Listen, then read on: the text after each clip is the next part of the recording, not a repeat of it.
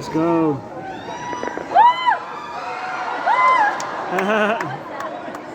Throwing some candy out. What is that, candy? Okay.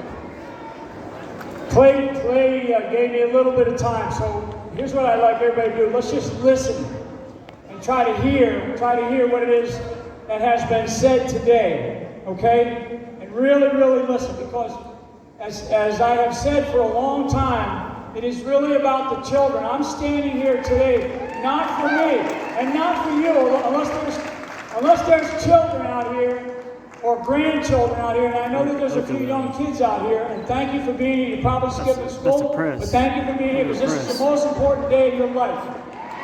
That's what this country is about, and what we are about in this country is this. I mean, look at this picture right here of Kimberly. I mean, this is outrageous. This is outrageous. In order to what I like to say, what I like to refer to as to breathe the fresh air of liberty, this poor child is, I mean, whatever happened, just like this thing says, my body, my choice, right? Yeah. My body, my choice. You know where that came from? That came from it was pushed out of the women's movement in this country. I like all the women to stand up. There's a bunch of them stand up here. All women stand up in here. All the women. I mean, look at this. If you can see what I can see. Look at all the women in here. And I'm going to tell you something. To me, it's about a whole bunch of things. It's about our faith. It's about our families. It's about the friends that we have. It's about treating each other with dignity and respect. Yep. It's about making sure that we have a standard of living that we want. Yep. I mean, what that gentleman, what Michael just stood up here and said, I mean, he's right. He got off his dead rear end, and he's working hard, he's doing all the things he can do in this town, and he said, you know what, I'm tired of it. I'm tired of it, I'm going to get involved. Instead of getting tired of it and backing out, he got tired of it and he backed in, he pulled in. And he said, hey, I'm going to fight for my town, my parish, my community, my county, Amen. My state, my country. That's what this is about. We are facing a transition point in this country like we have never seen in our lives. We've never seen it in our lives. If we do anything as people, when you leave here, there's not just people from Oklahoma here, there's people from all over the country. Yeah! That's right. There are people from all over the world here tonight, and all the live streaming, all the podcasts, all the media that's out there. If there's one thing that I don't worry about the Democrats anymore. I don't worry about the left of the capital L. I do not worry about them. And the reason why I don't worry about them, because I know their game plan. Yeah. I've been to countries that have had socialism or communism. I know what that is like. And it's not something that we want. Nope. But it is a transition point that we are heading toward. Yep. We are pivoting. Our nation is pivoting. This is an unprecedented time. It is not like 1776. Nope. 1776, it was one nation that we were facing. It was tyranny. It was a monarch. And the founders got sick of it. At this point in time, we have had both foreign adversaries and domestic enemies against us.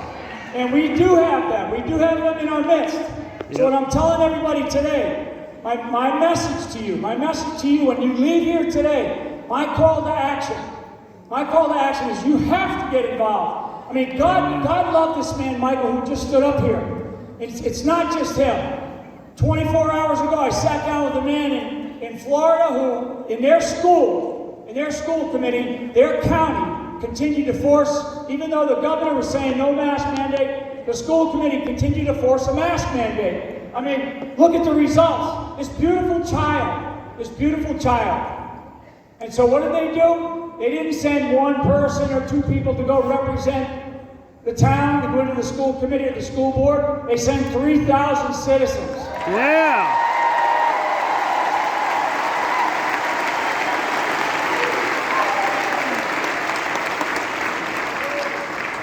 We don't have 10 million or 80 million. We have hundreds of millions of Christians around this country. Yeah! And hundreds of Christians around the world. And I always tell people that freedom is something that we breathe. Freedom is something that we live. Freedom is something that we take for granted. In order to do the kinds of things that we do, in order to live the life that we live, I mean, the liberties that we have we are a nation built on individual liberties. Individual liberties, individual rights. That's what the Bill of Rights is about. Yep. There's a reason why there was 10 in the Bill of Rights. Just like the principles that are in the Bill of Rights, the 10 commandments that we have are the principles of the foundation of the Bible. And the Bible provides us with the fulfillment, just like our Constitution provides us with the fulfillment of who we are as a nation, who we are as a people. And unless we get our act together, unless this group, because I'm preaching to the choir, I am preaching to the choir, you're here because you are engaged. You know what we need in this country. So you have to go back out and you have to tell your mothers and your fathers, your aunts, your uncles, your friends, your community leaders. When people go, I'm sick of those people in Washington, D.C. I'm sick of the politics. I'm sick of the church or whatever the church is doing or not doing. Well, stop that, because it is our problem. If somebody's in politics, we put them there. So stop putting them there. Get involved in your community. If you're tired of something, if you are tired of something and you're tired of whatever it is, whatever the griping that you're doing, it's like I like to say, we have to quit sitting around and talking, and now is the time to stand and do. Yeah. We have to do. Yep. Amen.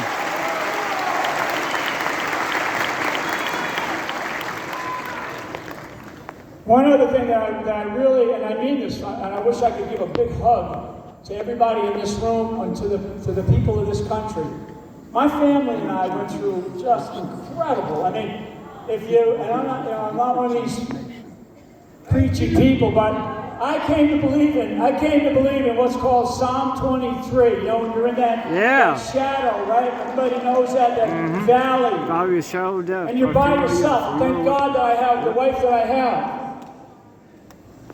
When you're in that valley, you are all alone. And you're thinking, man, this is not going too well. Things are tough. And you're being persecuted, and you know you're being persecuted. Because I'm going to talk about faith in our institutions here in a second. Faith in our institutions that we no longer have. Yep. So I'm in that valley. I'm in that very, very difficult valley. And during that time, we could have quit. We could have said, okay. And we knew what was about to happen. The persecution was occurring. It's amazing the incentive system that is in our Department of Just Us. It's not justice, it's just us. And it's just them. Yep. So what I'm here to tell you is that in our nation, the people of America, because so many people have come to me in the last 24 hours since I've been here and have said, we prayed for you. And I'm going to tell you, so I would tell you from the bottom of my heart, from every member of my family, we want to just say that first, that prayer is the most powerful weapon system known to man. Yes, yes. Amen. Praise God. And prayer, that's right. And prayer gives a voice to there's a lot of people out there that have lost hope. What hope is something that you hope for in the future. That you hope that something is going to happen. You hope that this is going to happen. You hope that that's going to happen. But what we need to fall back on is faith. Yep. Faith is something that is the here and now. Faith is what I am going to do right now. I am standing up here because of my faith. My faith in you, my faith in the American people. When we say we the people, that means something. When we hear or we read that we are a nation created by a higher being, by a creator. In fact, the word creator is in our Constitution. It's in our Declaration of Independence. So we have to understand what it is that we are about. Yep. You have a responsibility. You have a task. You have to go back to your communities and you have to get involved. This transition point is a divergence, meaning we are splitting apart. We are moving on one of two paths. And the path that I want to continue to move on is this beautiful experiment in democracy called the Constitutional Republic. Yes. That's what I want to do. Amen. Come on, somebody. But the point that we are at right now, we're looking one way and we're going, are we going to continue down that path? And I don't want you to question that. I want you to do something about it, because the other path is a path towards socialism and then communism. Yep. That's it. I mean, this is real. This is not a conspiracy theory. This is what's happening. This is not something that you're a fake news. This is for real. We are facing an element in our country, a small element, well organized, well funded, and they've got power. They outsmarted us. They outmaneuvered us. Okay, they did. It didn't mean that we didn't win that election, because we did. We won that election. Yeah, we did. That's right. So the people, and it's just speaking of Oklahoma, 77 counties in this state, 77 counties. And all 77 counties, I think it's the first time in the history of the country that all 77 in one state voted for the President of the United States.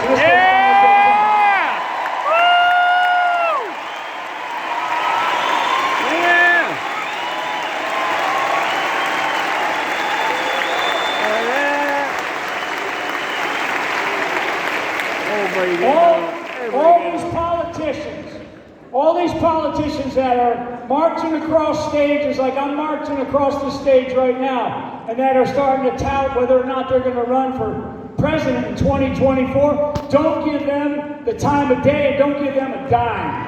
Yeah. We have a president. Yeah.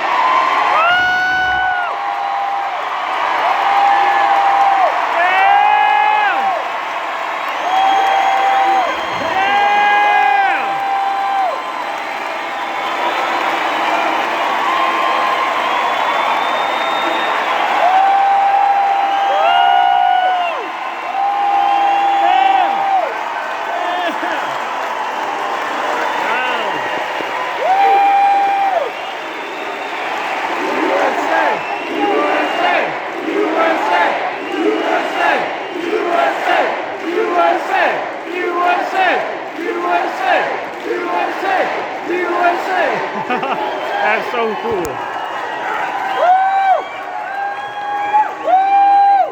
We have a president. So good. Until Donald J. Trump says what he needs to say about the future, about where we're going as a nation and as a party, let's say as a Republican Party, although I could care less about the parties, I really could. Yeah. Woo!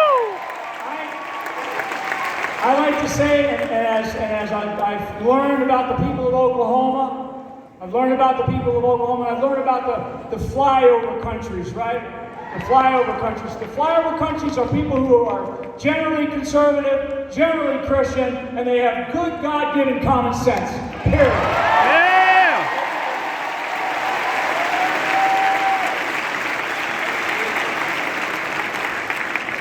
So everybody in here today, and that will spend time here, thank you for being here. I know on behalf of Clay Clark and the people that organize something like this, it's a big deal. This is a big deal. This is not about the church. This is about our faith. This is about our faith. Yeah. This is about our faith in God. This is about our faith in each other. This is about our faith in our families. This is about our faith in our country. That's why I am standing here today. I'm here today because I have faith. And the reason why I'm standing here is because I have faith in each one of you. When we say we the people, that's not just some crazy phrase. It's we the people. It's us. We're the ones that run this country, not Washington, D.C. Yeah! Woo!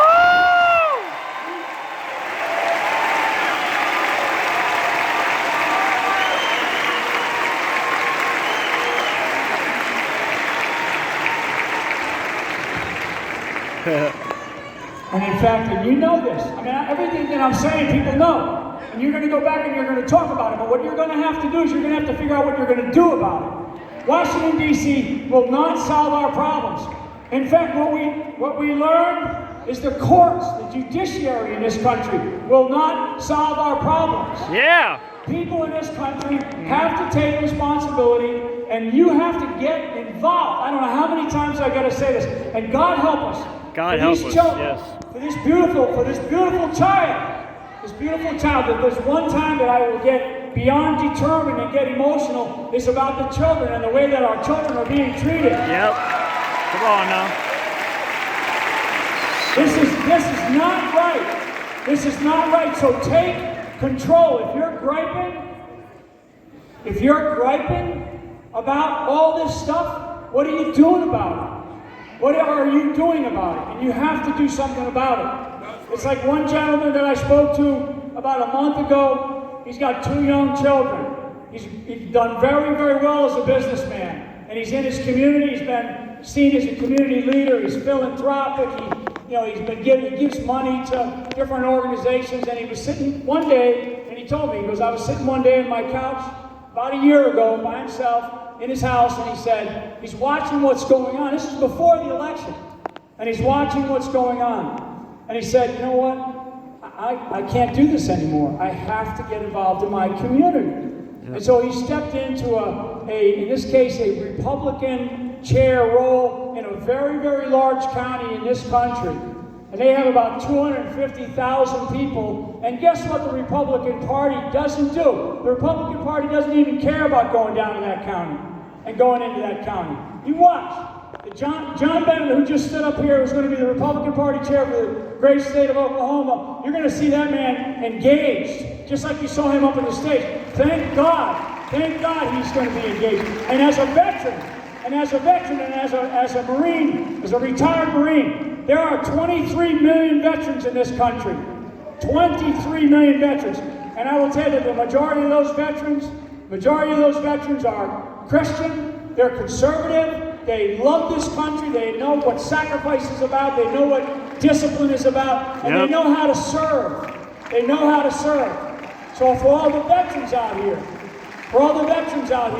encourage others around you. Teach people how to serve. Teach people what it means to serve others. This is that important of a time in the history of our country. This is an unprecedented time. This is a time we have never been in. We can make all these analogies about different eras about our nation, whether it's 1776 or the Civil War or World War I or World War II, or all of the difficulties, all of the challenges that our nation has been through. And I will tell you that they were all challenging, and they all caused us to reflect on who we are as a nation. Who we are as a nation are a group of people, a body of people who are willingly sacrificing our lives for others around the world. Not to like impose something, but to help them, to help their lives, and to make them better. That's what we are about. The beauty of a soldier in combat is to be able to be engaged with the enemy in a direct firefight on one hand in 1 second, and then in a brief moment, reach down because a child's in harm's way, grab the child, pull this child into his chest and turn on fire that's coming at him and take a bullet for that child. Yep. That's the American spirit. That's what every one of us has.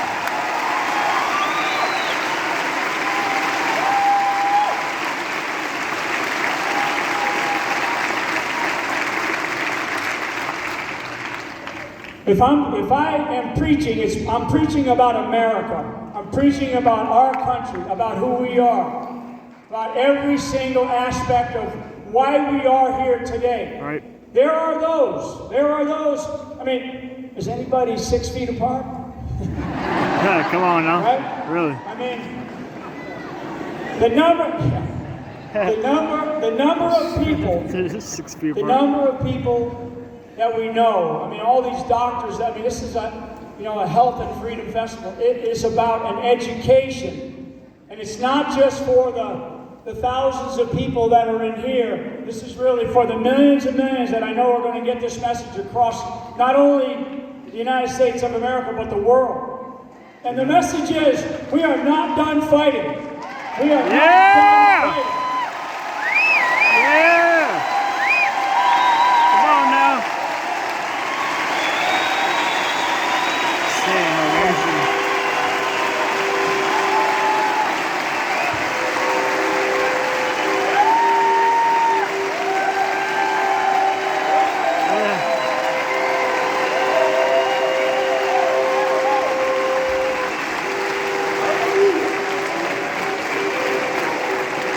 Nice. So I'm gonna finish up here because this has been a long day. You've heard a lot of things, and so hopefully, there's a difference between hearing and listening, right? You hear noise, you listen to words, and so hopefully you haven't heard a lot of noise here today, because we can transmit a lot of noise in today's environment, an awful lot of noise, a lot of distraction. A god-awful lot of distraction. But what we need to do is we need to listen. And I learned one thing from a great gentleman who's here today, Lynn Wood. Lynn Wood taught me one day, he's a great American, great American. I mean, I love him. I love Lynn Wood.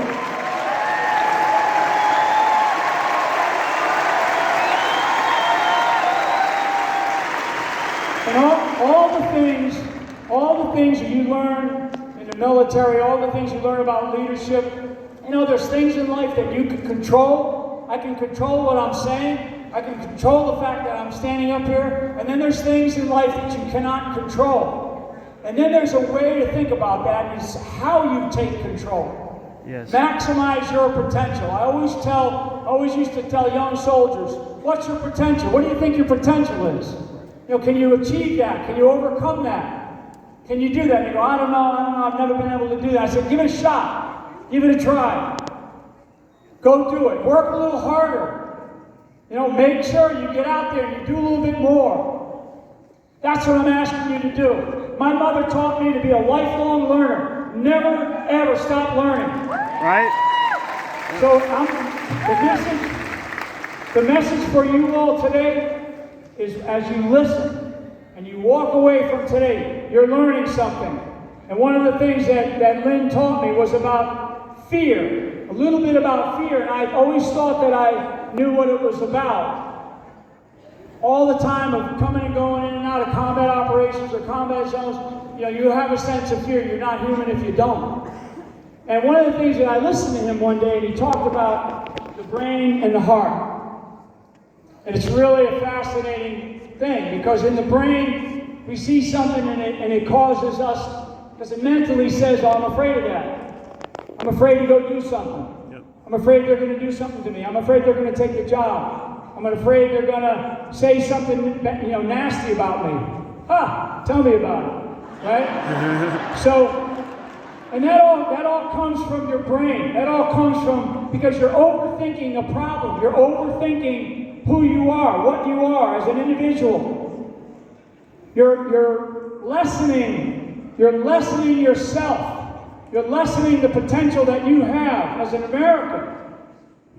And what you know to be true, where does that come from? And I say it comes from, what Lynn told me is it comes from your heart.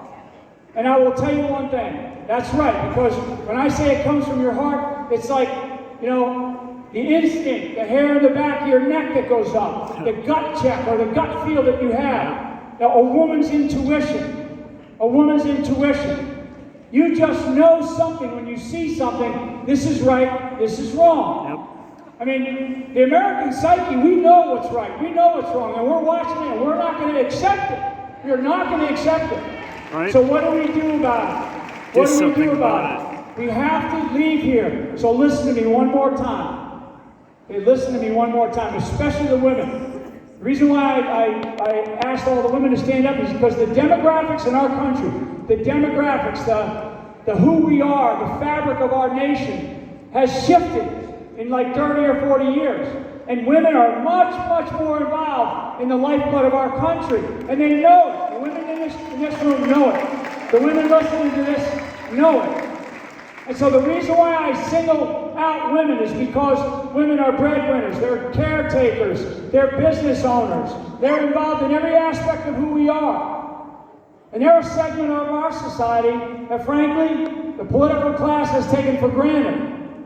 They've taken it for granted. And when I see some of these great women up here, educators, businesswomen, pastors, all these different people, they're involved, but there's a lot of them. When you think about it, I'll bet you we're probably 2/3, maybe 3/4 of the people in here today are women. And I'm going to tell you, I come from a very strong family. I had 4 sisters. My mother was a terrific person. And I know what strong women can do. And I'm telling you, ladies, if you don't look at your lifeblood, if you don't look at what it is that's happening in your communities, if you don't look at these beautiful children and the way these children, I mean, you're bringing these children into this world without a mask, right? So why should we have them sit in a classroom when we know there's nothing wrong with what's going to happen to them? So don't allow it. It's the moms that are going into these classrooms to argue. So I want you to think about that. Listen, get involved in your communities. You don't have a choice. You don't have a choice. I have grandchildren, and the main reason why I'm here is because of my grandchildren. If I don't do what I'm doing, and I don't care because they tried to bury me, so they can try it again. And they're going to have to do a much better job this time.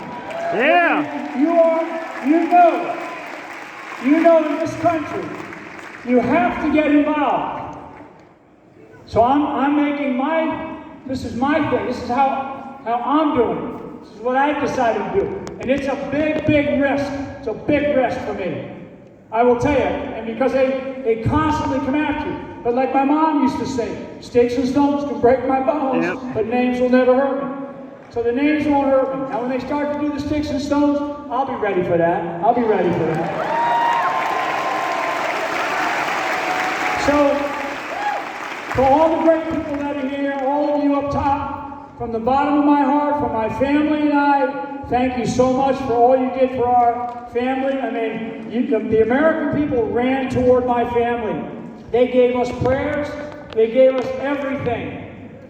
And when one woman who told me, when I said incorrectly, people with nothing gave me everything.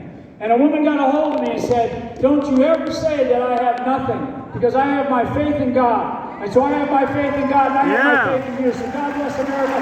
Thank you so much. Thank you very much.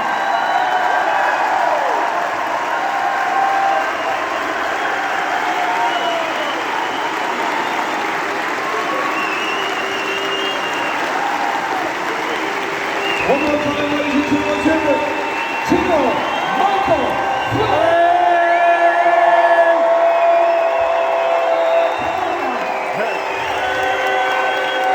How many of you want to see this guy be a vice president someday? Yeah.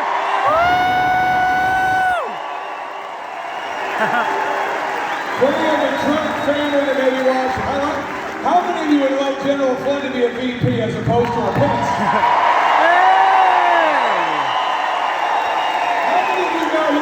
Certified that fraudulent vote. Yeah, that's General Flynn right there. One more time, ladies and gentlemen. General Michael Flynn.